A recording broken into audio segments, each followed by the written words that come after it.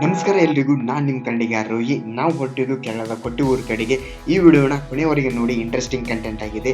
ನೀವೇನಾದರೂ ಪ್ಲ್ಯಾನ್ ಮಾಡಿದರೆ ಕೊಟ್ಟಿಯೂರಿಗೆ ಹೋಗ್ಬೇಕಂತ ಬೆಸ್ಟ್ ರೂಟ್ನ ಸಜೆಸ್ಟ್ ಮಾಡ್ತೀನಿ.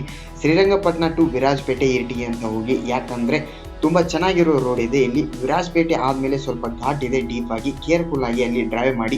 ಏನಾದರೂ ಟ್ರಿಪ್ ಪ್ಲ್ಯಾನ್ ಮಾಡಿದರೆ ಮುಂದ್ಗಡೆ ಸೀಟಲ್ಲಿ ಕೂತಿದ್ರೆ ನೀವು ಕರೆಕ್ಟಾಗಿ ನಿದ್ದೆ ಮಾಡೋಕ್ಕಾಗಲ್ಲ. ಯಾಕಂದರೆ ಡ್ರೈವರ್ಗೆ ಅವಾಗವಾಗ ಮಾತಾಡಿಸ್ತಾ ದಾರಿ ಮಧ್ಯೆ ಟೀ ಬ್ರೇಕ್ ಅಂತ ಹೋಗಬೇಕಾಗುತ್ತೆ. ನಾವು ಅಲ್ಲಿಂದ ನೆಕ್ಸ್ಟ್ ಮಾರ್ನಿಂಗ್ ಜಾವ ಹೋಗಿದ್ದೆ ಕೊಟ್ಟಿಯೂರಿಗೆ ಹೋದ ತಕ್ಷಣ ಸ್ವಲ್ಪ ಕ್ರೌಡ್ ಇದ್ದು ನಾವು ಅಲ್ಲಿಂದ ಕಾರನ್ನು ತೊಗೊಂಡೋಗಿ ಪಾರ್ಕಿಂಗ್ ಮಾಡಿ ಫೈನಲಿಯಾಗಿ ನಾನು ಕೊಟ್ಟಿಯೂರು ಟೆಂಪಲ್ ರೀಚ್ ಆದೆ. ಇಲ್ಲಿರೋ ಒಂದು ಪಾರ್ಕಿಂಗ್ ನಾವು ಮಾಡಿದ್ದು, ಅಲ್ಲಿಂದ ಒಂದು ವ್ಯೂನ ನಿಮಗೆ ತೋರಿಸ್ತೀನಿ ಇವಾಗ ನೋಡಿ.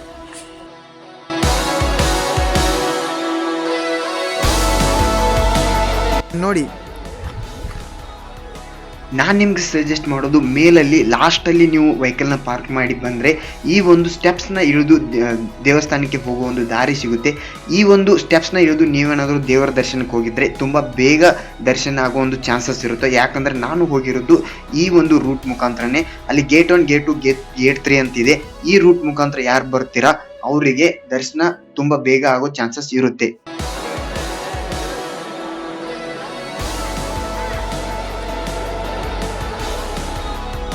ಈ ಒಂದು ದೇವಸ್ಥಾನ ಸುತ್ತಲೂ ಗುಡ್ಡು ಬೆಟ್ಟಗಳ ನಡುವೆ ಇರುವ ಈ ಕೊಟ್ಟಿಯೂರು ವರ್ಷಕ್ಕೆ 28 ದಿನ ಮಾತ್ರ ಓಪನ್ ಆಗಿರ್ತದೆ, ಮೇ ಮತ್ತು ಜೂನ್ನಲ್ಲಿ. ಈ ಒಂದು ದೇವಸ್ಥಾನದ ಬಾವಲಿ ನದಿಯ ತಟದಲ್ಲಿ ಇರ್ತದ. ಭಾರತದ ಅತ್ಯಂತ ಪವಿತ್ರ ಹಾಗೂ ರಹಸ್ಯಮಯವಾದ ಶಿವಕ್ಷೇತ್ರಗಳಲ್ಲಿ ಒಂದಾಗಿದೆ. ಇದು ಪ್ರಕೃತಿಯ ಮಡಿಲಲ್ಲಿರುವ ಈ ದೇವಸ್ಥಾನವು ಹಿಂದೂ ಪುರಾಣಗಳ ವಿಶೇಷ ಸ್ಥಾನವನ್ನು ಪಡೆದುಕೊಂಡಿದೆ. ಈ ಒಂದು ದೇವಸ್ಥಾನ ಪುರಾಣಗಳ ಪ್ರಕಾರ ದಕ್ಷ ಬ್ರಹ್ಮ ನಡೆಸಿದ ಮಹಾಯಾಗದಲ್ಲಿ ಶಿವನಿಗೆ ಅವಮಾನವಾದಾಗ ಸತಿದೇವಿಯು ಯಾಗಕುಂಡದಲ್ಲಿ ಹಾರಿ ಪ್ರಾಣ ತ್ಯಾಗ ಮಾಡ್ತಾಳ. ಆ ಕೋಪದಿಂದ ಶಿವನ ಅವತಾರವಾದ ವೀರಭದ್ರನು ಯಾಗವನ್ನು ಧ್ವಂಸಗೊಳಿಸುತ್ತಾನ. ಈ ಒಂದು ಪ್ಲೇಸ್ಗೆ ಅಕ್ಕರೆ ಕೊಟ್ಟಿಯೂರು ಎಂಬ ಸ್ಥಳವೇ ಆ ಒಂದು ದಕ್ಷ ಯಾಗ ನಡೆದಂತ ಸ್ಥಳ.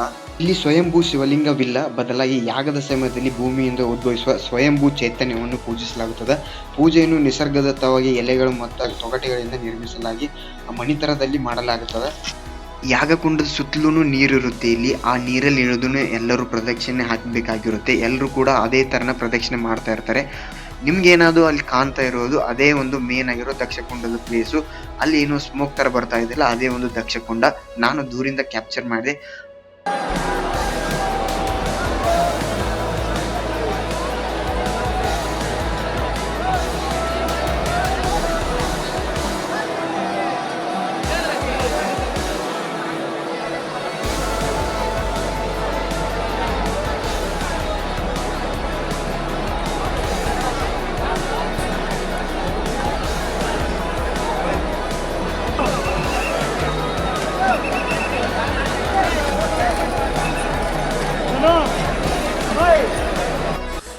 ನಾವು ಬಂದಿರುವಾಗ ಏನು ಮಳೆ ಏನು ಅಷ್ಟೇ ತುಂಬ ಏನು ಎಫೆಕ್ಟ್ ಆಗಲಿಲ್ಲ.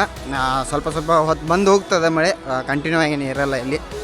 ಏನು ಛತ್ರಿ ಅಂತ ಏನು ತರೋದು ಅವಶ್ಯಕತೆ ಇಲ್ಲ. ಬಟ್ ಇವತ್ತು ನಾನು ಬಂದಿದ್ದೆ, ಏನು ಮಳೆಯೇ ಇಲ್ಲ ಇಲ್ಲಿ ನೋಡಿ.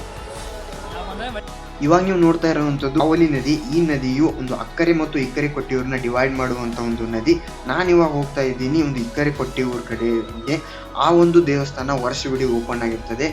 ಇದು ಪಶ್ಚಿಮಕ್ಕಿದೆ ಆ ನದಿಯಿಂದ.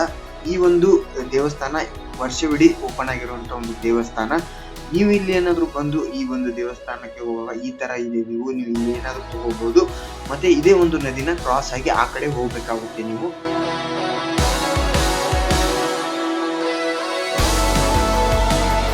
ಅಲ್ಲಿಂದ ನಾವು ಕೊಟ್ಟಿಯೂರು ಮೇಲ್ಗಡೆ ಇರುವಂಥ ಒಂದು ಫಾಲ್ಸ್ ನೋಡ್ಲಿಕ್ಕೆ ಹೊರಟಿದ್ವಿ, ಬಟ್ ಅಲ್ಲಿ ನೀರಿರಲಿಲ್ಲ.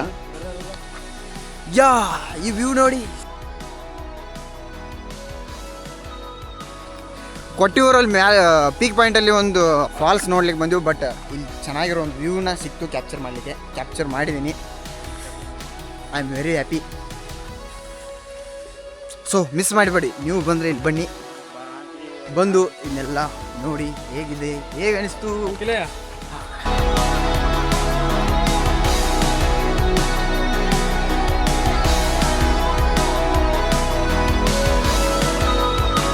ಗೈಸ್, ಇವಾಗ ಒಂದು ಹೋಟೆಲ್ ಊಟ ಮಾಡ್ಬೇಕಂತ ನಿಂತಿದ್ನಿ.